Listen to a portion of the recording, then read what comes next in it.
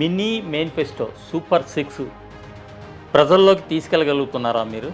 ఏవైతే మాకు గ్యారంటీలు ఇచ్చారో 6 గ్యారంటీలన్నీ కూడా ప్రజల దగ్గరికి మేము తీసుకెళ్ళగలుగుతున్నాం సార్. 2 పర్యాయాలు ఎమ్మెల్యేగా గెలిచినటువంటి వ్యక్తి, మూడోసారి నేను హ్యాట్రిక్ సాధిస్తానని చెప్తున్నటువంటి వ్యక్తితో పోటీ పడుతున్నారు. హ్యాట్రిక్ అనేసి అంటున్నారు. ఏ విధంగా హ్యాట్రిక్ సాధిస్తారు? పూర్ణపాడు లాబేసు వంతెన అనేది హామీ ఇచ్చారు, జరగదని. మీ గవర్నమెంట్ అంటే టీడీపీ గవర్నమెంట్ ఉన్నప్పుడు కూడా ఆ పూర్ణపాడు లాబేసు వంతెన జరగలేదు కదా? జరగలేదు. మేము 70% పనులు పూర్తి చేసాం. ఆ లోపు 70% పనులు పూర్తయ్యే లోపు మా గవర్నమెంట్ పోయింది సార్. ఇప్పుడు మీరు మాట్లాడితే నేను గిరిజన మహిళల్ని, గిరిజన ఆడపడుచుని నాకు అవకాశం ఇస్తారంటున్నారు. మరి వైసీపీ కూడా గిరిజన ఆడపడుచునే కదా పోటీలో నిలిపిందండి. ఆమె గిరిజనరాలు కాదా? 2 సార్లు అవకాశం ఇచ్చారు సార్. 2 సార్లు అవకాశం ఇచ్చినప్పటికీ మరి జీవో నెంబర్ 3 మరి పోయినప్పుడు మరి ఏ విధంగా మరి సహకరించారో మరి గిరిజనులకు అందరికి ఇప్పుడు తెలుస్తుంది కదా సార్. మరి ఇటీవల కాలంలో చాలా రోడ్లకి శంకుస్థాపనలు చేశారు ఎమ్మెల్యే గారు. అది అభివృద్ధి కాదంటారా మీరు? అంటే కొబ్బరికాయలు కొడితే అభివృద్ధి అయిపోద్దా సార్? కొబ్బరికాయలు కొడుతున్నారు. కొట్టిన తర్వాత దాన్ని పూర్తి స్థాయిలో చేయగలగాలి. పరిశ్రమలు తీసుకొస్తాం, లేదు అనుకుంటే ఉపాధి, ఏ విధమైన ఉపాధి కల్పిస్తారు మీరు? తెలుగుదేశం పార్టీ అధికారం వచ్చిన మరుక్షణం 20 లక్షల ఉద్యోగాలు మేము తీస్తాం సార్. కురుపాం నియోజకవర్గ ప్రజలు తోయిక జగదీశ్వరుని ఆశీర్వదించి చట్టసభకు పంపిస్తే ఆమె ఒక్కరే కాదు ఎమ్మెల్యేలు, వెనకాతలు చాలామంది డమ్మీ ఎమ్మెల్యేలు తయారవుతారన్న ఒక ప్రచారం అవుతుంది. మైత్రి మీడియా వారం వారం నిర్వహించే ప్రత్యేక కార్యక్రమానికి స్వాగతం. ఈ వారం మన అతిథి కురుపాం నియోజకవర్గ తెలుగుదేశం పార్టీ అభ్యర్థి తోయిక జగదీశ్వరి. నమస్కారం అండి జగదీశ్వరి. నమస్కారం సార్. ఎలా ఉన్నారమ్మా? బాగున్నాను సార్. ఏంటి, ఎలా సాగుతుంది మీ ప్రచార కార్యక్రమం? ప్రచార కార్యక్రమం చాలా బాగా సాగుతుంది సార్. ఇప్పటి వరకు చేరికలు కూడా చేయడం జరిగింది. ఇప్పుడు కూడా మొత్తం అన్ని చేరికలు కూడా చేయడానికైతే మేమందరం కష్టపడి చేస్తున్నాము. అంటే మీ మినీ మేనిఫెస్టో సూపర్ 6 ప్రజల్లోకి తీసుకెళ్ళగలుగుతున్నారా మీరు? తీసుకెళ్ళగలుగుతున్నాం సార్. ఎందుకంటే ప్రజల్లోకి పూర్తిగా మేము తీసుకెళ్ళగలుగుతున్నాం. ఏ విధంగా అంటే క్లస్టర్, యూనిట్, బూత్, ఈ విధంగా గ్రామ స్థాయి వరకు నేను కమిటీలు వేసాను సార్. కమిటీల ద్వారా ప్రతి మన ఇంటింటికి మా సూపర్ 6ని మేము తీసుకెళ్తున్నాం. ఏవైతే మాకు గ్యారంటీలు ఇచ్చారో 6 గ్యారంటీలన్నీ కూడా ప్రజల దగ్గరకు మేము తీసుకెళ్ళగలుగుతున్నాం సార్. వైసీపీ సర్కారు ప్రజలకు అన్నీ ఉచితంగా ఇచ్చి ప్రజలు సోమరపోతులు చేస్తున్నాయని మీ పార్టీ ఆరోపించిన పరిస్థితి. ఇప్పుడు మీరు కూడా సూపర్ 6 ద్వారా ఉచితాలు ఇవ్వడానికి సిద్ధపడుతున్నారు. అంటే ఏదైనా సరే, ఒక ప్రాజెక్టులు అయినా సరే, లేదంటే ఒక పరిశ్రమలు, ఇవన్నీ కూడా తీసుకురాగలగాలి. ప్రజలకి ఉపాధి కల్పిస్తేనే మనం కరెక్ట్గా ఇవన్నీ కూడా తీసుకెళ్ళి కూడా ప్రజల దగ్గరికి తీసుకెళ్ళగలం, ఇవ్వగలం. అవేమీ లేకున్నా, పరిశ్రమలు లేవు, పెట్టుబడులు లేవు, ఏమీ లేవు.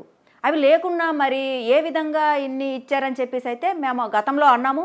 మేము అధికారం వచ్చిన మరుక్షణం పరిశ్రమలు, పెట్టుబడులు ఇవన్నీ తీసుకొచ్చి వాళ్ళకి మేము ఏ విధంగా చేయాలో ఆ విధంగా తీసుకొచ్చి ఇవన్నీ కూడా మేము చేస్తాం సార్. ఇప్పుడు మీరు పోటీ పడుతుంది ఒక జైంట్ తోటి. 2 పర్యాయాలు ఎమ్మెల్యేగా గెలిచినటువంటి వ్యక్తి, మూడోసారి నేను హ్యాట్రిక్ సాధిస్తానని చెప్తున్నటువంటి వ్యక్తితో పోటీ పడుతున్నారు. ఆమెకు తగ్గట్ట పోటీ మీరు ఇవ్వగలను అనుకుంటున్నారు? ఇవ్వగలను సార్. పోటీ తగ్గట్టు నేను ఇవ్వగలను. ఎందుకంటే హ్యాట్రిక్ అనేసి అంటున్నారు. ఏ విధంగా హ్యాట్రిక్ సాధిస్తారు?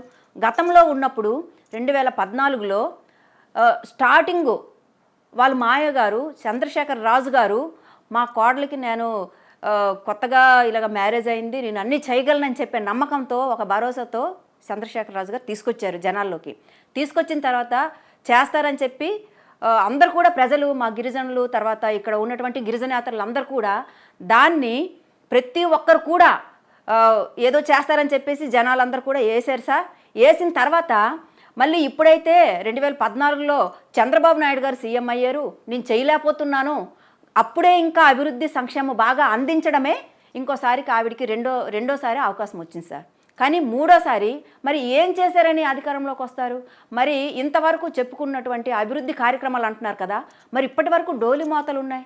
మరి అక్కడ కూడా అభివృద్ధి జరగలేదు. పూర్ణపాడు లాబేసు వంతెన మాట ఇచ్చారు, మాట తప్పారు. కానీ సంక్షేమం అన్నారు. సంక్షేమం అనేది పూర్తి స్థాయిగా ఎవ్వరికి చేయలేకుండా మొత్తం అంటే కొంతమందికి కరెంటు బిల్లు ఎక్కువ వచ్చినా తీసిన పరిస్థితి సార్. తర్వాత రేషను ఇవన్నీ కూడా కట్ చేసిన పరిస్థితి. 10,000 రూపాయలు ఉద్యోగం, 10,000 రూపాయలు జీతాలు తీసుకున్నటువంటి వాళ్ళకు కూడా అంటే ఏ అవకాశం లేని 10,000 రూపాయలు అది ఒక శాలరీనా సార్? దానికి కూడా మొత్తం ఏవైతే ఉన్నాయో అక్కడ ఉన్నటువంటి సంక్షేమాన్ని కూడా కట్ చేశారు. మరి ఇది సంక్షేమ అన్నట్టు ఎలాగనుకుంటున్నారు వాళ్ళైతే నాకు అర్థం కావట్లేదు సార్. సంక్షేమం అంటే అందరికీ అందించగలగాలి. 10,000 రూపాయల శాలరీ వాళ్ళకి మళ్ళీ సంక్షేమం మేము ఇవ్వము అంటే మరి వాళ్ళు ఎలా బతుకుతారు సార్? ఇబ్బంది కదా. మరి ఈసారి నేనైతే ఖచ్చితంగా నేను గెలుస్తాననైతే నమ్మకంతో ఉన్నాము. ఇక్కడ మాకున్నటువంటి మా గిరిజనేతరులు అయితేనేమి, గిరిజనులు అయితేనేమి అందరూ పూర్తి స్థాయిగా ఈసారి మాత్రం ఖచ్చితంగా నన్ను గెలిపించుకోవడానికి సిద్ధంగా ఉన్నారు. ఓకే, ఇందాక మీరు డోలీ మూతల కోసం మాట్లాడారు. గిరిశిఖర గ్రామాలకి మేము మా హాయంలో రోడ్లు వేసాము అని చెప్తున్నారు వైసీపీ నాయకులు, ఇక్కడ ఉన్నటువంటి ఎమ్మెల్యే. మరి గిరిశిఖర గ్రామాలకి రోడ్లు వేసినప్పుడు డోలీ మూతలు ఎందుకు ఉంటాయి? గిరిశిఖర గ్రామాల్లో అయితే పూర్తి స్థాయిలో ఎక్కడ వేయలేదు సార్. ఎందుకంటే గతంలో ఎన్ఆర్జీఎస్ రోడ్లో వేసేటప్పుడు నేను ఒక ఎంపీటీసీగా ఉన్నాను. అవి గతంలో మేమేసిన ఎన్ఆర్జీఎస్ రోడ్లే ఉన్నాయి తప్పి వాళ్ళు మాత్రం చేసింది ఏమీ లేదు సార్. కావాలంటే మీరు ఒక్కసారి మాది తాడికొండ పంచాయతీ పరిధిలో ఒక్కసారి చూడండి, తెలుస్తుంది. అంటే నేను చెప్పింది కాదు, ఇంకెవరు చెప్పింది కాదు, మీ అంతటా మీరు ఎవరైనా చూస్తే మీడియా ముందు నేను ఇప్పుడు మీకు తెలియజేసేది ఏమనగా, ఎవరైనా అక్కడ చూసి తెలుసుకుంటే అక్కడ ఏంటనేది తెలుస్తుంది. ఇప్పటి వరకు అయితే పూర్తి స్థాయిలో ఎక్కడ కూడా చేయలేని పరిస్థితి, చేయలేదు కూడా, ఇంతవరకు చేయలేదు. అప్పుడు నేను ఎంపీటీసీగా ఉన్నప్పుడు నా పంచాయతీ పరిధిలో చేశాను, కొన్ని వాటిలో కొన్ని ఎన్ఆర్జీఎస్ రోడ్లు ఆ విధంగా చేశారు. కానీ ఇంతవరకు ఇక్కడ ఉన్నటువంటి స్థానిక ఎమ్మెల్యే గారు అయితే ఎలాంటి పరిస్థితులు కూడా అభివృద్ధి చేయలేదు, రోడ్లు ఎక్కడ వేయలేదు, కొబ్బరికాయలు మాత్రం కొట్టారు సార్. ఓకే, మీరు ఇందాక మీ మాటల్లో ఇంకో ముక్క కూడా అన్నారు, పూర్ణపాడు లాబేసు వంతెన అనేది హామీ ఇచ్చారు, జరగలేదని. మీ గవర్నమెంట్ అంటే టీడీపీ గవర్నమెంట్ ఉన్నప్పుడు కూడా ఆ పూర్ణపాడు లాబేసు వంతెన జరగలేదు కదా? జరగలేదు. మేము 70% పనులు పూర్తి చేసాం. ఆలోపు 70% పనులు పూర్తయ్యేలోపు మా గవర్నమెంట్ పోయింది సార్. అంటే ఇప్పుడు ఉన్నటువంటి ఈ పరిస్థితుల్లో అంటే పోయినప్పుడు చాలా వరకు మేమైతే 70% పనులు పూర్తి చేసి ఇక్కడక్కడ నుండి నిధులు తెచ్చి కొంతవరకు పిల్లర్స్ వేయగలిగాము. కానీ మరి ప్రభుత్వం అయిపోయింది, ఇంకా 2-3 పిల్లర్స్ మాత్రమే మిగిలిపోయాయి. అవి వేస్తుంటే పూర్తి స్థాయిలో అవ్వలేదు. గవర్నమెంట్ కూడా మాది పోవడం, అది కొద్దిగా 70% అయితే పనులు అయిపోయి 30% వరకు ఉండిపోయాయి పనులు. ఇప్పుడైతే మేము తప్పకుండా మా గవర్నమెంట్ వచ్చిన మరుక్షణం దాని మీద దృష్టి సారించి అది తప్పకుండా చేస్తామని మీకు సభాముఖంగా మేము తెలియజేస్తున్నాం సార్. అంటే పూర్ణపాడు లాబేసు వంతెన తాలూకా ప్రయారిటీ అది ఎంత ముఖ్యమో అనే దాని మీద మీకు ఏమైనా అవగాహన ఉందా? అవగాహన ఉంది సార్. ఎందుకంటే కొమ్మరాడ మండలానికి సంబంధించి కొమ్మరాడ గ్రామ ప్రజలు ఏటు అవతల కొన్ని గ్రామాలు ఉంటే ఏటు ఇవతల కొన్ని గ్రామాలు ఉన్నాయి. దాంతోపాటుగా ఏరు దాటేటప్పుడు చాలా వరకు చాలామంది చనిపోయారు సార్. చనిపోయేటప్పుడు ఏటైందంటే వైద్యపరంగా కూడా చుట్టూరు తిరిగి వెళ్ళేటప్పటికి చాలా టైం పడిపోతుంది. మార్గ మధ్యంలో డెలివరీ అయిపోవచ్చు, అంటే కొద్దిగా ఆరోగ్య పరిస్థితి కూడా ఇదైనప్పుడు చనిపోవచ్చు. ఇలాంటివి జరుగుతున్నప్పుడు ఆ పూర్ణపాడు లాబేసు వంతెన చాలా కీలకం. కాబట్టి అది మాత్రం తప్పకుండా చేస్తామని చెప్పి మీకు సభాముఖంగా నేను తెలియజేస్తున్నాను. అంటే పూర్ణపాడు లాబేసి సంబంధించి మీరు ఎన్నికల వాగ్దానం చేస్తారా లేకపోతే ఖచ్చితంగా పూర్తి చేస్తారా? ఎందుకంటే ఇక్కడ ఒక విషయం, గతంలో 10 ఏళ్ల పాటు ఆమె ఎమ్మెల్యేగా ఉన్నారు. ఒక 5 ఏళ్ల క్రితం మీ గవర్నమెంట్ ఉంది, ఈ 5 ఏళ్ళు వైసీపీ గవర్నమెంట్ ఉంది. కానీ ఈ 2 ప్రభుత్వాల హాయంలో కూడా ఆ వంతెన పూర్తి అవ్వలేదు. రేపు మీకు అవకాశం వస్తే, ప్రజలు మీకు అవకాశం ఇస్తే ఎలా పూర్తి చేస్తారు? సార్, గతంలో 2014లో టీడీపీ వచ్చిన తర్వాత కొన్ని పిల్లర్స్ మొత్తం వేయగలిగాం, అంటే 70%, తర్వాత 30% మిగిలిపోయింది. అది మళ్ళీ వచ్చుంటే వేయగలిగే వాళ్ళం. కానీ మరి ఇప్పుడు ఉన్నటువంటి స్థానిక ఎమ్మెల్యే గారు ఈ వైఎస్ఆర్ పార్టీ వచ్చిన తర్వాత నేను వేస్తానని చెప్పి ఒక్క సిమెంట్ బెడ్ కూడా వేయలేని పరిస్థితిలో ఉన్నారు. కాబట్టి ఇప్పుడైతే నేను ఒకటే మీకు చెప్తున్నాను, చంద్రబాబు నాయుడు గారు తప్పకుండా ఆ పూర్ణపాడు లాబేసు వంతెన మాత్రం ఖచ్చితంగా పూర్తి చేస్తారు, చేసి తీరుతాం సార్. మీరు బాగా కాన్ఫిడెన్స్తో ఉన్నారు, చాలా సంతోషం. ఇప్పుడు మీరు తెలుగుదేశం పార్టీ కురుపాం నియోజకవర్గ అభ్యర్థిగా మిమ్మల్ని మీ అధిష్టానం నిర్ణయించింది. కానీ మీ పార్టీలో వర్గాలు ఉన్నాయి, గ్రూపులు ఉన్నాయి. ఈ వర్గ విభేదాలు తొలగి వీళ్ళందరూ ఒకే తాటి మీదకి వచ్చే అవకాశాలు ఏమైనా కనిపిస్తున్నాయా మీకు? కనిపిస్తున్నాయి సార్. ఎందుకంటే మరి గిరిజనులుగా అందరు కూడా మాకు వచ్చుంటే బాగుండనేసి ఆస్తూనే ఎవరైనా ఉంటారు సార్. అయితే ఇప్పుడు ఆ అవకాశం నేను గిరిజనరాలుగా నేను ఇన్ఛార్జిగా చేసిన తర్వాత ఒక గిరిజన మహిళనైనా నాకు నమ్మకంతో ఇచ్చారు. అదే నమ్మకాన్ని ఇప్పుడు ఎవరైతే ఆశించారో వాళ్ళు కూడా మా గిరిజనులే సార్. వాళ్ళందరూ కూడా నాకు చేయడానికైతే సిద్ధంగా ఉన్నారు. చేద్దాము.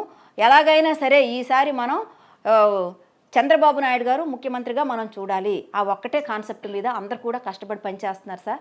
తప్పకుండా ఏకతాటిపైనే నేను తెస్తాను. తెచ్చి గ్యారంటీగా అందరం కలిసికట్టుగా చేస్తాం.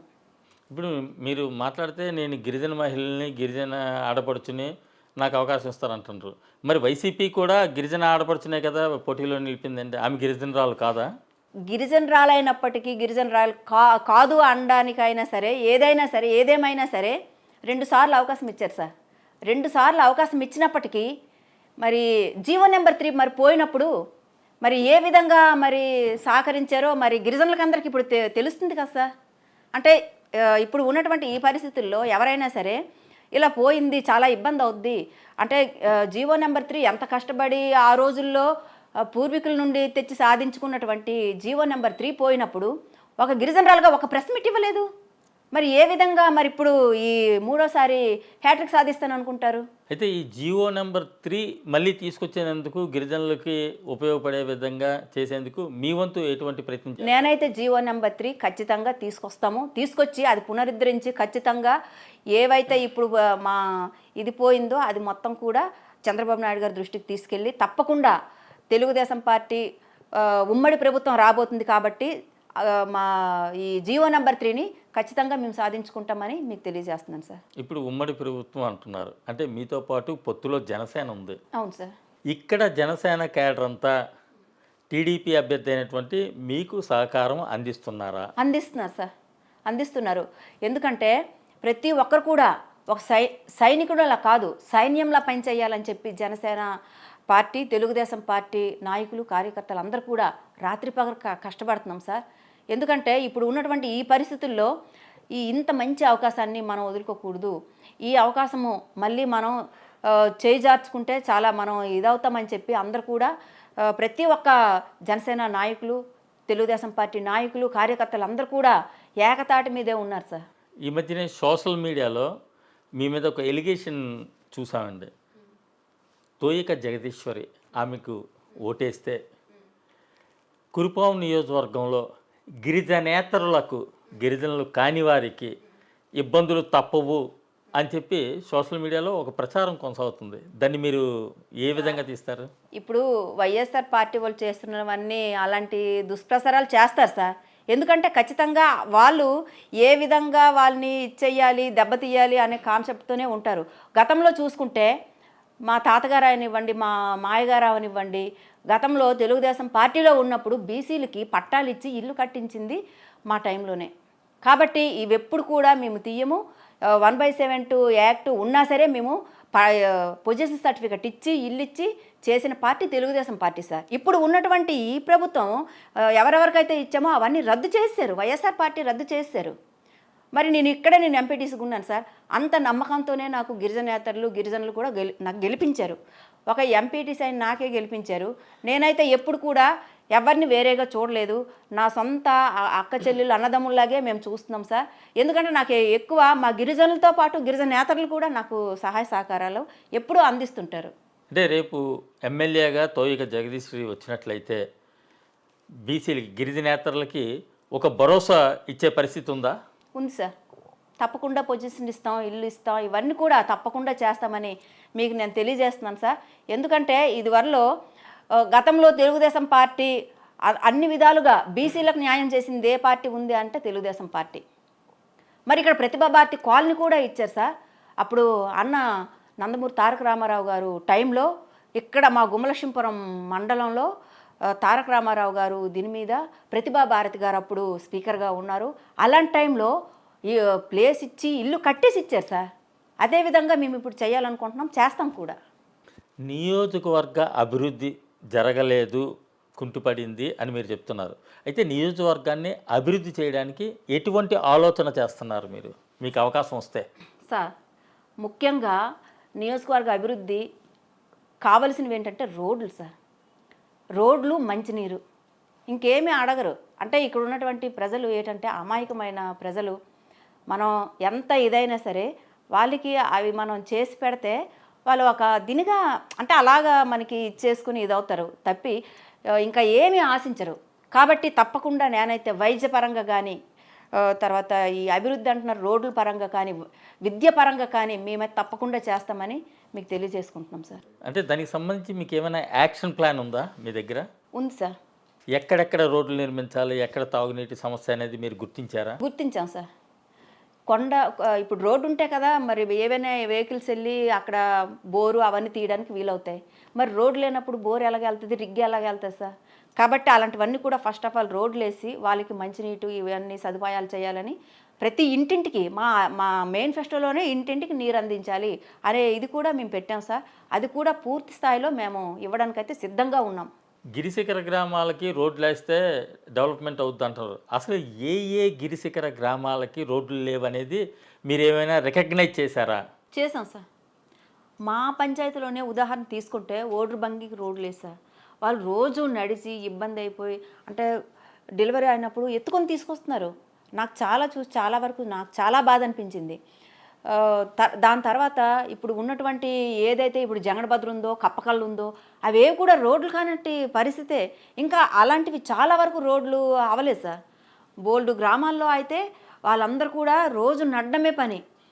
రైస్ కూడా మరి ఈ రైస్ వ్యాన్ అనేసి అంటున్నారు. రైస్ను కూడా శిఖర్పై వాళ్ళకందరికి కూడా అటు దూరంగా ఉన్న నడిచి వస్తున్నటువంటి ఆ ప్రాంతాల్లో ఒక రోడ్డు దగ్గర పెట్టి రైస్ కూడా లేటుగా అందించిన పరిస్థితులు మేము చూస్తున్నాం.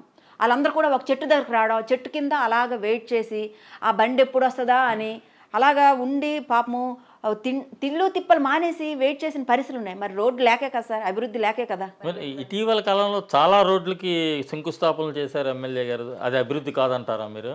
అంటే కొబ్బరికాయలు కొడితే అభివృద్ధి అయిపోద్దా సార్? కొబ్బరికాయలు కొడుతున్నారు, కొట్టిన తర్వాత దాన్ని పూర్తి స్థాయిలో చేయగలగాలి. చేసిన తర్వాత మరి అంటే ఇప్పుడు అంటే నేను చెప్పకూడదు. ఈ లాస్ట్ టైంలో ఎవరైనా కొబ్బరికాయలు కొడతారా సార్? అంటే ఎలక్షన్ వచ్చింది, మరి ఆవిడకి 2 సార్లు అవకాశం ఇచ్చారు. ముందు ఒక 5 సంవత్సరాలు ఇచ్చారు, ఇప్పుడు ఒక 5 సంవత్సరాలు. ఈ లాస్ట్ 2 నెలలు ఉంది అంటే ఎవరైనా కొబ్బరికాయలు కొడతారా? అసలు ఏ విధంగా ఈ ఈ ప్లాను మరి చేసుకుంటున్నారో నాకైతే అసలు అర్థం కాని పరిస్థితి. అభివృద్ధి చేయాలి, ప్రజలకి మంచి పాలన అందించాలంటే మరి ఇంతవరకు ఆవిడే కదా చేశారు. ఎమ్మెల్యేగా ఉండి మరి పుష్పశ్రీవాణి గారే కదా మొత్తం ఇన్ని సంవత్సరాలు పరిపాలించారు. మరి గతంలో చేయకుండా ఇప్పుడు ఈ ఎలక్షన్కి మళ్ళీ ఎందుకు ఇప్పుడు కొబ్బరికాయలు కొట్టేసి అలా పైన పూత ఇచ్చేసుకొని చేస్తున్నారు? అయితే కురుపాం నియోజకవర్గంలో అభివృద్ధి జరగలేదని అంటారా మీరు? నాకు అర్థం కాదు. ఈ జరుగుతుందంతా అభివృద్ధి కాదా? ఎక్కడ అభివృద్ధి జరిగింది సార్? నిజంగా చూసుకుంటే తెలుగుదేశం పార్టీలో అధికార పార్టీగా ఉన్నప్పుడు తెలుగుదేశం పార్టీ అన్ని అంటే ప్రతి మండలంలో కూడా యూత్ సెంటర్లు పెట్టారు. యూత్కి మంచి అవేర్నెస్ తీసుకొచ్చారు. ప్రతి ఒక్కరు ఇప్పుడు డిఎస్సి అయినా గ్రూప్ 1 గ్రూప్ 2కి అయినా కోచింగ్ ఇప్పించడానికి మంచి విద్యావంతుల్ని అంటే టీచింగ్ ఇవ్వడానికి అందరినీ ఇక్కడ నియమించారు. కానీ ఇప్పుడు ఆ పరిస్థితి కనిపించలేదు సార్. గతంలో చూసుకుంటే నేను ఒక దీనిగా ట్రైనింగ్కి వెళ్ళి వచ్చిన తర్వాత టీచర్ ట్రైనింగ్కి వెళ్ళి వచ్చిన తర్వాత నేను కూడా ఇక్కడ శిక్షణ పొందాను వైటీసీలోని. అప్పుడు ప్రతి ఒక్కరు కూడా బుక్స్ కూడా అందించిన దాఖలాలు ఉన్నాయి చంద్రబాబు నాయుడు గారి టైంలో. ఇప్పుడు అవేమీ అందించట్లేదు, ఎవరికి ఏ ట్రైనింగ్ ఇవ్వట్లేదు. ప్రతి ఒక్కరు కూడా కంప్యూటర్ ట్రైనింగ్ ఇప్పించేవారు. తర్వాత చదువుకున్న వాళ్ళకి ఏ విధంగా మనం అంటే ఎగ్జామ్ రాయాలని చెప్పేసి దానికి ట్రైనింగ్ ఇచ్చేవారు. ప్రతి ఒక్క ట్రైనింగ్ ఉండేది. కానీ ఇప్పుడు ఆ ట్రైనింగ్లన్నీ మరి ఏ విధంగా చేయడం లేదు. వైటీసీ కూడా తెచ్చింది తెలుగుదేశం పార్టీలోనే చంద్రబాబు నాయుడు గారే సార్. కానీ ఇప్పుడు మాత్రం అభివృద్ధి మరి ఎక్కడ చేశారో ఏం చేశారో మరి మానసపుత్రిక అంటున్నారు. మరి కొన్ని సచివాలయాలు ఎక్కడికక్కడ అలాగా ఉండిపోయిన పరిస్థితే కదా. సచివాలయాలు పూర్తి స్థాయిలో ఎక్కడ నిర్మించలేదు.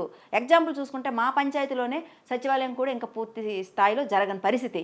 ఇప్పటికి ఆర్బీకేలు ఏడ్ చేస్తున్నారంటే ఎక్కడో కొన్ని స్కూల్లో మాత్రం ఆర్బీకేలు నియమించేసి ఆ విధంగా పెడుతున్నారు. మరి ఇలా ఇవన్నీ మేము చేస్తామన్నప్పుడు పూర్తి స్థాయిగా ఎందుకు పూర్తి చేయలేదు అవన్నీ ఆర్బీకేలు? రైతు భరోసా కేంద్రాలు అంటున్నారు. స్కూల్ బిల్డింగ్లోనే రైతు భరోసా కేంద్రాలు పెట్టవలసిన అవసరం ఏంటొచ్చింది? మరి తొందరగా బిల్డింగ్లు కట్టేసి చెయ్యాలి కదా. అవేటి పూర్తి స్థాయిగా అవ్వలేదు. తర్వాత ఇంకో విషయం సార్, స్పోర్ట్స్ విషయంలో మాత్రం తెలుగుదేశం పార్టీ టైంలో ఇక్కడ మాకు గుమ్మలక్ష్మీపురం మండలంలో హెచ్ గ్రౌండ్ ఉంది. ఆ గ్రౌండ్లోని మాకు మినీ స్టేడియం అనేది అప్పుడు టీడీపీ టైంలోనే వచ్చింది. దాన్ని పూర్తి స్థాయిగా మాత్రం ఇక్కడ ఉన్నటువంటి స్థానిక ఎమ్మెల్యే గారు మరి ఇన్నిసార్లు మేము గెలిపించినా మరి దాని గురించి ఏ మాత్రం కూడా స్పందించలేని పరిస్థితిలో ఉన్నారు. శత్రుచర్ల విజయరామరాజు గారు, ఆయన ఆశీస్సులు మీకు ఈ సీట్ రావడంలో ఆయన ఆశీస్సులు ఉన్నాయని? ఉన్నాయి సార్, ఆశీస్సులు నాకు విజయరామరాజు గారు తండ్రి అని చెప్తే తక్కువ, దేవుడనే చెప్పాలి. ఎందుకంటే ఈరోజు నేను ఈ స్థాయిలో ఈ స్థితిలో ఉన్నానంటే విజయరామరాజు గారు. అంటే ఆయన మేనల్లుడు భార్యకి టికెట్ ఇప్పించకుండా తోయిక జగదీశ్వరికి టికెట్ ఇవ్వడంలో ఆంతర్యం ఏంటి సార్? మరి సార్ని అడగాలి. ఎందుకంటే నేను ఎప్పుడైనా సరే ఎంపీటీసీగా నాకు గతంలో ఉన్నప్పుడు నేను కాంగ్రెస్ ఎంపీటీసీగా 2006లో గెలిచాను సార్. అప్పుడు కూడా విజయరామరాజు గారు మా ఫ్యామిలీ నమ్మకంతోనే ఇచ్చారు. మరి ఇప్పుడు కూడా నాకు ఎలున్పేట ఎంపీటీసీగా కూడా మాకు ఇక్కడ ఉన్నటువంటి మా మండల అధ్యక్షులు ఎవరైతే పాడి సుదర్శనరావు గారు ఉన్నారో వాళ్ళు ఆధ్వర్యంలోనే నాకు ఇక్కడ ఎంపీటీసీగా నియమించారు. నియమించిన తర్వాత ఏకైక ఎంపీటీసీగా నేనే గెలిచాను సార్. గెలిచిన తర్వాత అదే నమ్మకంతో మరి నాకు మన చతుర్చర్ల విజయరామరాజు గారు ఆ నమ్మకంతోనే నాకు ఇన్ఛార్జి బాధ్యతలు, ఆయనకి ఆరోగ్యం బాగాలేకపోయేసరికి నాకు ఇన్ఛార్జి బాధ్యతలు ఇచ్చారు. ఆ బాధ్యతలు దీని మీద నేను పూర్తి స్థాయిగా నా బాధ్యతలు మొత్తం నేను నిర్వర్తించాను సార్. ఆ నమ్మకంతోనే నాకు ఇది ఇచ్చేశారు. శత్రుచర్ల విజయరామరాజు గారితో పాటు వైరిచర్ల కిషోర్ చంద్రదేవ్, ఆయన ఆశీర్వాదం ఏ మేరకు మీకు లభించే అవకాశం ఉంది? నాకు లభించింది సార్. ఎందుకంటే గతంలో మా తాతగారు అయినటువంటి అడ్డాకుల లక్ష్మీనాయుడు గారికి విజయరామరాజు గారు, వైరిచర్ల కిషోర్ దేవ్ గారే అప్పుడు గతంలో 1955 నుండి 67 వరకు 2 సార్లు ఎమ్మెల్యేగా వాళ్ళు గిరిజనులకు మీరు చేయండి అని చెప్పేసి వాళ్ళు మాకు అవకాశం ఇచ్చారు సార్. అదే అవకాశాన్ని ఇప్పుడు మీరైతే గెలుస్తారమ్మా అని చెప్పేసి కిషోర్ గారు, విజయరామరాజు గారు ఇద్దరు కూడా నాకు ఒక అండదండగా ఉన్నారు. కాబట్టి తప్పకుండా నాకైతే నాకు వారు సహకారాలు సహాయము అందిస్తారని నేను పూర్తిగా నమ్ముతున్నాను సార్. కురుపాం నియోజకవర్గ ప్రజలు తోయిక జగదీశ్వరుని ఆశీర్వదించి చట్టసభకు పంపిస్తే ఆమె ఒక్కరే కాదు ఎమ్మెల్యేలు వెనకాతలు చాలామంది డమ్మీ ఎమ్మెల్యేలు తయారవుతారన్న ఒక ప్రచారం ఒకటి సాగుతుంది. దాన్ని ఏమంటారు సార్? ఎన్ని మాటలు ఎంతమంది చెప్తారో తెలియదు సార్.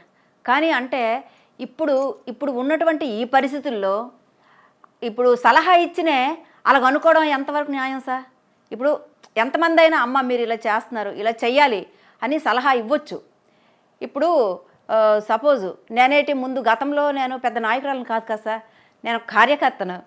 కాబట్టి ఎవరైనా ఇవ్వచ్చు, దానికి సలహా ఇచ్చిన దానికి అలా అంటే ఇప్పుడు ఉన్నటువంటి ఎవరైతే నాకు ఎగ్నిస్ట్గా ఉన్నారో వాళ్ళు ఏ విధంగా అయినా ప్రచారాలు చేసుకుంటారు. దానికి మరి వాళ్ళు విజ్ఞతకే నేను వదిలేస్తున్నాను. కురుపాం నియోజకవర్గాన్ని అభివృద్ధి చేయడంలో కానీ, కురుపాం నియోజకవర్గంలో గిరిజనులని ముందుకు తీసుకెళ్లడంలో కానీ, కురుపాం నియోజకవర్గంలో గిరిజనేతరులకు అండగా నిలబడడంలో కానీ మీకంటూ ఒక వ్యూహం ఉందంటారా? ఉంది సార్. ఎందుకంటే అందరినీ నేను సమానంగా చూసుకోవాలనే ఒక వ్యూహంతోనే నేను ఉన్నాను.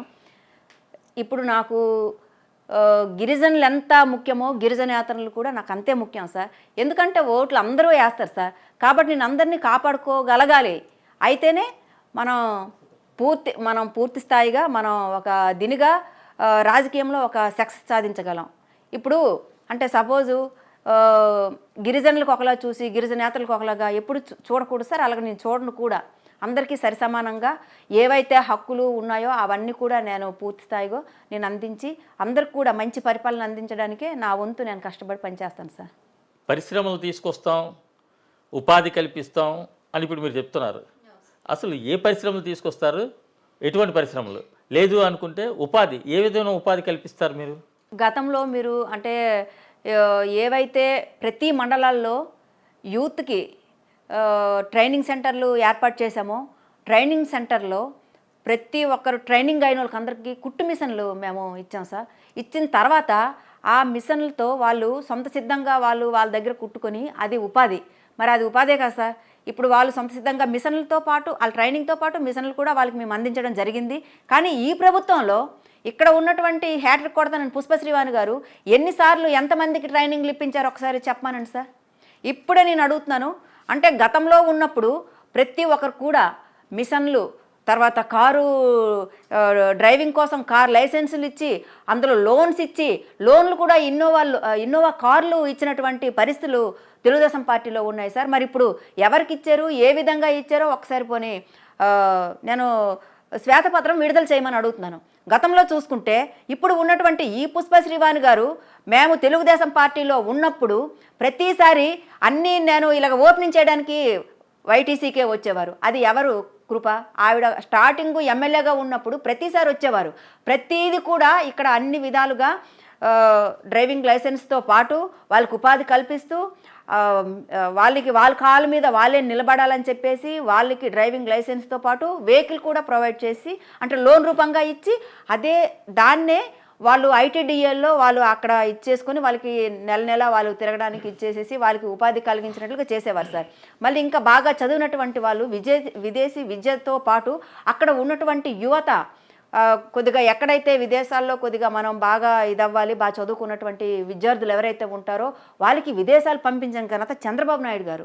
ఇవన్నీ కూడా మరి దీనిలో భాగమే కదా సార్. ప్రతి ఒక్కరు కూడా అంటే గతంలో చూసుకుంటే ఎన్నెన్నో రకాలుగా ప్రతి ఒక్కరికి ఉద్యోగాలు వచ్చాయి. డిఎస్సి తీశారు. ఈసారి డిఎస్సి మెగా డిఎస్సి అన్నారు. దగా కాదా ఇది? 25,000 అన్నారు. ఎన్ని తీశారు? 6,100 తీశారు. తీసిన తర్వాత దాంట్లో కూడా అంటే కొంతమందికి అంటే డివైడ్ చేసి డైట్ చేసిన వాళ్ళకి ఒకలాగా, బీఈడీ చేసిన వాళ్ళకి ఒకలాగా, ఇలా మొత్తం ఇలా చేసి కొంతవరకు ఇన్ని తీశారు. ఇది మెగా అండము. మేమైతే గిరిజనులు కానీ గిరిజన నేతలు కానీ అది దగా డిఎస్ అనుకుంటున్నారు. చాలా చాలా కాలం క్రిందటి నుండి అయితే మరి నేను వచ్చిన తర్వాత మీకు డిఎస్సి తీస్తానన్నారు. డిఎస్సి కాదు కదా, టెట్ ఎగ్జామ్ కూడా పెట్టలేదు ఈ 5 సంవత్సరాల్లో. ఎవరికి కూడా అసలు న్యాయం అంటూ జరగలేదు సార్. యువత నిజంగా ఎన్నో ఆశయాలతో ముందుకొచ్చారు. చాలా కష్టపడి చదివిన వాళ్ళు ఉన్నారు. డబ్బులు ఖర్చు పెట్టి రూములు తీసుకుని అంటే చాలా కోచింగ్లు అయ్యి చాలా ఇబ్బందులు పడిపోయి చదివారు. కానీ వైఎస్ఆర్ పార్టీ వచ్చిన తర్వాత ఏదో చేస్తారని మాత్రం అనుకున్నారు. అది మాత్రం ఏమీ చేయలేని పరిస్థితిలో ఉన్నారు. ఇప్పుడు ఈ లాస్ట్లో కూడా 6,000 పోస్టుల డిఎస్సి అంటే ఇంతేనా? ఎంత ఘోరాతి ఘోరం సార్. కాబట్టి తెలుగుదేశం పార్టీ అధికారం వచ్చిన మరుక్షణం 20 లక్షల ఉద్యోగాలు మేము తీస్తాం సార్. 20 లక్షల ఉద్యోగాలు తీయడానికైతే సిద్ధంగా ఉన్నాం. ఏజెన్సీ ప్రాంతం మీది, కురుపాం ఏజెన్సీ ఎస్టీ నియోజకవర్గం. ఇక్కడ ట్రైబల్ కూడా ఎక్కువ ఉంటారు. వాళ్ళ జీవనోపాధి అంతా వ్యవసాయం మీద, లేదా పోడు వ్యవసాయం, లేదా అటవీ ఉత్పత్తులు. ఈ అటవీ ఉత్పత్తులు, పోడు వ్యవసాయం మీద ఆధారపడినటువంటి ఈ రైతాంగానికి మీరు ఎటువంటి భరోసా ఇవ్వబోతున్నారు? తెలుగుదేశం పార్టీ వచ్చిన మరుక్షణం అయితే మేము మద్దతు ధర ముందు ప్రకటించేసి ఎవరైతే రైతులు పండించుకోవడానికి ఇప్పుడు ఉన్నటువంటి ఏవైతే ఇవి చెక్ డ్యామ్లు అయితేనేమి, తర్వాత చిన్న చిన్న కాలువలు అయితేనేమి, అవన్నీ కూడా పూర్తి స్థాయిగా చేస్తాం. ఇప్పుడు రైతులకు కావాల్సినవి ఏంటి సార్? మద్దతు ధర కావాలి, సకాలంలో విత్తనాలు అందాలి, విత్తనాలు కూడా మంచి విత్తనాలు అందాలి. ఇప్పుడు ఉన్నటువంటి ఈ ప్రభుత్వం ఏ విత్తనాలు కూడా మంచి విత్తనాలు అందించడం లేదు. రైతు భరోసా కేంద్రాలు ఏర్పాటు చేశారు కదా రైతుల కోసం సార్. రైతు భరోసా కేంద్రాలు ఏర్పాటు చేశారు. కానీ రైతు భరోసా కేంద్రాలు కేవలము మొక్కుబడిగా మాత్రమే తూతు మంత్రంగా జరిగాయి సార్. ఎందుకంటే మరి గతంలో చూసుకుంటే తుఫాన్ వచ్చేటప్పుడు రైతులు చాలా ఇబ్బంది పడిపోయారు. మరి ఎందుకు అవన్నీ పూర్తి స్థాయిలో ఇవ్వలేదు? దాని తర్వాత మొత్తం రైతులు మొత్తం మహాప్రభో మా ధాన్యం కొనండి అనేసి కళ్ళల్లో ధాన్యం ఉంచేసిన పరిస్థితి. మరి అప్పుడెందుకు కొనలేదు? అవి కూడా పాపం తడిసిపోయి కళ్ళల్లోనే ధాన్యాలు ఉండిపోయిన పరిస్థితి. కాబట్టి ఇలాంటివన్నీ కూడా మేము జరగకుండా చూసుకుంటాం. ప్రతి రైతాంగానికి ఇటు చెక్ డ్యామ్లు అయితేనేమి, తర్వాత ఈ రైతులకు కావాల్సిన విత్తనాలు అయితేనేమి, దాని తర్వాత మందులు ఇప్పుడు చాలా రేట్లు పెంచేశారు. మందుల రేట్లు అయితేనేమి ప్రతి ఒక్కటి రేట్లే లేండి. ఇప్పుడు ప్రతి ఒక్క నిత్యావసరాలు కూడా ఏవి కూడా అన్ని రేట్లు. కాబట్టి ఇలాంటివి కూడా మేము పూర్తి స్థాయిగా మేము అవన్నీ ఇచ్చేసి రైతులకు ఏవైతే అవసరమో అవన్నీ కూడా పూర్తి స్థాయిగా అందిస్తాం. ప్రతి ఒక్క రైతుకు కూడా ఆదుకుంటామని చెప్పి సందర్భంగా మీకు తెలియజేస్తున్నాను sir. Thank you madam, thank you very much. మీ విలువైన సమయాన్ని మైత్రి మీడియా కేటాయించినందుకు ధన్యవాదాలు. అలాగే సార్, థ్యాంక్ యూ.